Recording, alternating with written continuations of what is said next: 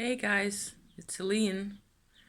I thought I would come out and show you my tarot bag that I'm making out of crochet and my hand spun yarn. It is very nice to be doing this. I mean, in all the turmoil, I don't know if you've seen any of my recent uploads, but I have been going through some tough times and it looks like it's not really over yet and everything's changing and so on, so it's been a bit. So this is really nice to be working on. Great. Airplane noises. I'm just gonna carry on regardless. Bear with.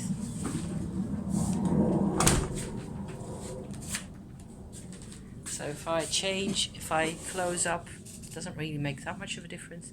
It's just a minute anyway, so sorry for the airplane noises. I will only be here for like a little minute anyway. Out of crochet, out of my own hand spun yarn. This is just a delight to be making this. I intend to use this for decks and journals and writing equipment, pen case and a couple of pencils, and I have several journals that are going to go fit in here just to bring along on my holiday for sure, or whenever I go out of the house. I will be using this, and probably to store the things I am using at the time, like my current in use tarot decks and so on. Originally, I felt that this was going to be specific to the tarot activities because I do by now have two tarot journals where, as it happens, I use the one to record more or less theoretically, okay, ideally I record my spread and or pulls in the one journal and elaborate on whatever I am thinking at the time about those cards, and then from there on I have bought myself a second journal to, because there are spreads that you like to come back to. That is certainly me. I found it frustrating that I was filling up this journal with spreads that I was enjoying doing, and I was also enjoying looking back on them, but sometimes I wanted to write again about the same cards, and maybe a third or fourth time. So I bought a second journal for that, to sort of come back to a spread as often as I want. And especially since recently there have been a lot of developments in my life, and I have been dealing with past issues, things that have been, that have sort of been very limiting to me. I am using my cards again. So that's really nice. So I want to bring the two journals. I have a sort of a daily normal day journal, like a diary that I also bring along. I have a couple of other notebooks and bits and bobs. So I tend to bring pencils as well. I need containers for all that stuff. I don't bring a lot of stuff on my holiday, but I do bring some, and some books to read, and maybe some more crafting materials or whatnot. And so they all need a place to live while I am not in my home where I can afford to just spread out. So hence the bag. I felt also that I had been making a lot of yarn.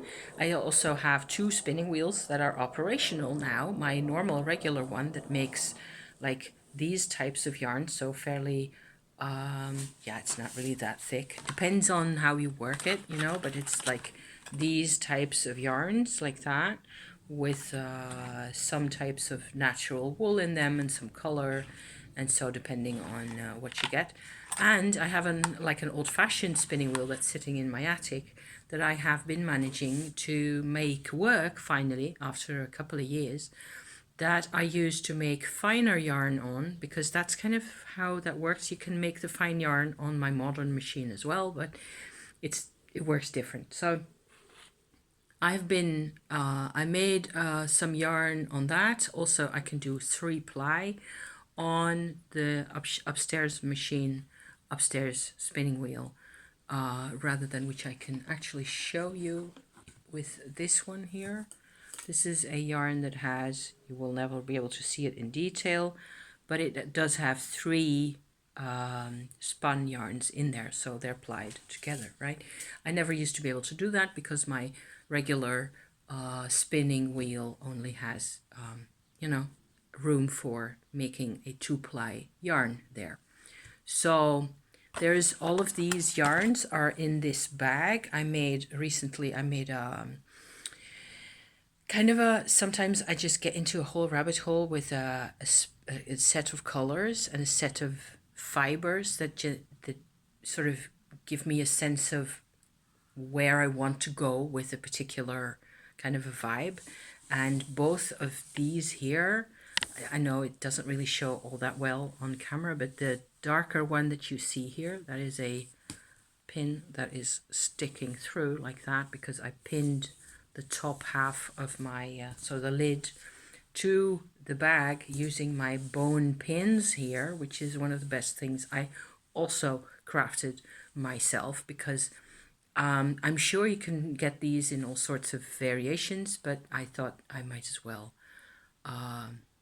make them out of bone because that's a natural material and it's bound to be plastic if you get these. You can also use like bamboo chopsticks, for example, really well. I would never throw those away again because you can, you know, even saw them in half or anything and polish the ends then to pin together your bits of pieces of, you know, as you are designing, because this is my process here as I muddle along. This is the back of the thing. I made several patches out of crochet, so all of this was really square, right angles with everything. The bottom is a square with you know, right angles and all that. The sides are knitted, so both of the sides, left and right, are knitted, and the front and the back and the bottom and the lid are crochet. And by now I'm making a sort of a partition in the middle right there that is also knitted. So this is the textures of all these types of work and types of thread are, the types of yarn are quite different. And so I was kind of at a loss because what I had last night, okay, at the end of a long day, yet another day of intense work on this, I had like this box shape, so quite wide, and this lid, which was actually already sort of pre-existing, and it was kind of too narrow to go over the top. I remedied that by actually ending up, I just went out the house, we went for a walk, and we found very early, because today is the 16th of May, bolete mushrooms, so steinpilz, porcini mushrooms in the village. We don't pick them in the town because traffic and all that, but they're quite nice, you know, very round, beautiful. So the inspiration from it came to me right away that was the kind of a line, the kind of shape that I wanted the end result of this to have. So where I had square pieces and square shapes that by now were all sort of fixed together in this box yesterday at 5 o'clock or so, I needed to proceed from there also to prevent you know, things from sagging or falling over or whatever else. I needed to come to a, like, it needed to be gathered a bit more at the top, around the top of the bag itself. So I made like an inch worth or so of an extra turns around the top of this whole boxy set here, as you maybe can be able to make out like that. And so that sort of brings it all a bit more together, not extremely, but enough so that it'll sort of be a container. It'll actually become a bag instead of a box, if that makes any sense. And then the lid part I made, that's the fun with crochet. So Knitting, I can only do a little bit of. I am not good at knitting. I can do these types of panels and that's it. You know, I can do straight square bits. In crochet, it's a bit different. I have a bit more experience. And so I went just, you know, I just went for it. I took this square piece here that is actually, this here is the square piece and it is behind here as well. It just, this is one square piece. Where am I?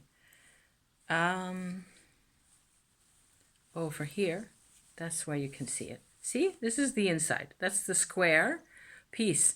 But I went around the outside over the top, and then I just didn't follow the square anymore. So I went, made sort of a half circle. So it ended up being like this crescent shape, like a mushroom cap, if you like, sitting over the top of the pre-existing square. I hope this makes sense to anybody out there. I don't know.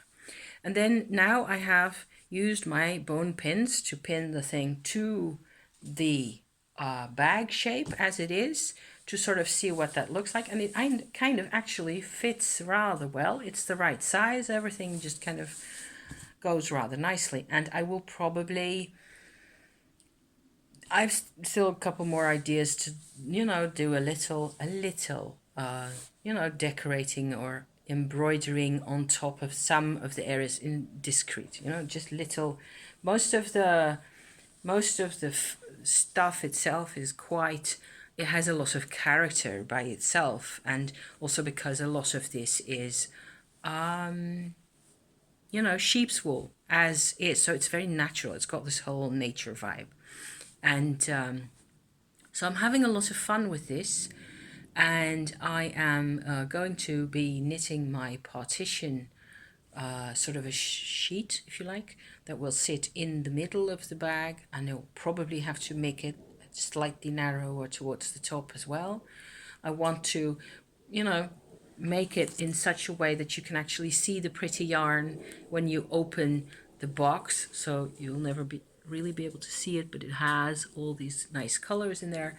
So I have a couple more yarns, and I'll put the sort of blander yarns at the bottom, and then just make strips out of that and stitch it all together, and it'll be usable. And it will be, this is a fairly heavy, robust kind of a bag by now, but it's a whole project, and I just enjoy, I have to have projects, you know, to spin for. Since I have 2 spinning wheels by now, I have quite a lot of yarn, and I have to make use of this. And it's a whole vibe which I find really comforting, really, yeah, I don't know, it's kind of spiritual as well. So it's kind of a craft, I suppose. And I have so many colors in here, and I get new colors occasionally. I get orders in from the people I order from, and it's just a joy to work with. So I'm gonna continue on. This was just to show what it was that I'm up to, and there you go. Thank you for watching, and you know, see you next week, I suppose. Probably, I hope. Okay, if I have anything to report. See you then. Thank you. Bye bye.